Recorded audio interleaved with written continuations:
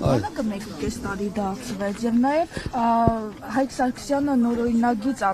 քաշեց, որ պետք է կարող են գումար տալ եւ ազատվել բանակից։ Ինչ է կարծում, սա բանակի վրա ինչպես կազդի, կլավացնի բանակը, թե հակավակարգությունը։ 1.5 տարվա հարցում պարոն Աղազարյանը եւ ես մենք ուրիշ ծրագիր բերել ենք։ Մենք դեմ ենք եղել, որ փողով բանակից ազատվեն մարդիկ, որ պարտավոր են բոլորը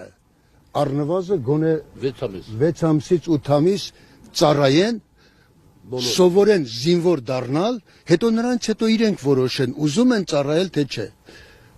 Այդպես պետք է լիներ։ Դրա համար մենք այդ ծրագրին դեմ ենք եղել։ Մենք կողմ չենք դրան, որ իսկ 1.5 տարին, ինչ վերաբերում է 1.5 տարին, իսկապես 1.5 տարին այն ժամանակն է, որ ես կասեի նույնիսկ ավելի քիչ է պետք ծառայել,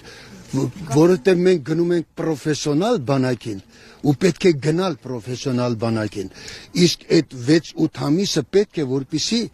տվյալ անձը, երիտասարդը, ուղղակի զինվոր դառնա,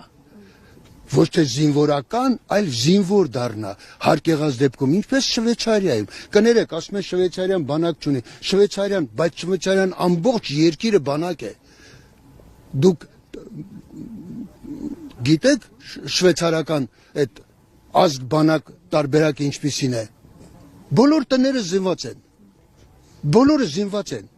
Եվրոպայի կենտրոնում, դրա համար էլ նա չեզոքությունը պահպանեց երկրորդ համաշխարհային պատերազմի ժամանակ եւ նրա վրա ոչ մեկը չփորձեց բան անել, որովհետեւ գիտեին, որ ամբողջ ազգն է դուրս գալի, ազգը։ Իսկ մենք չպիտի մտածենք, որ մենք վաղը չմիսել ենք գալու ենք Եվրոպայի կենտրոնում ապրենք, առավել ևս։ Մենք ապրելու ենք այստեղ եւ մենք պետք է չմոռանանք, որ մեր հարևանները, ում հետ պիտի կամաց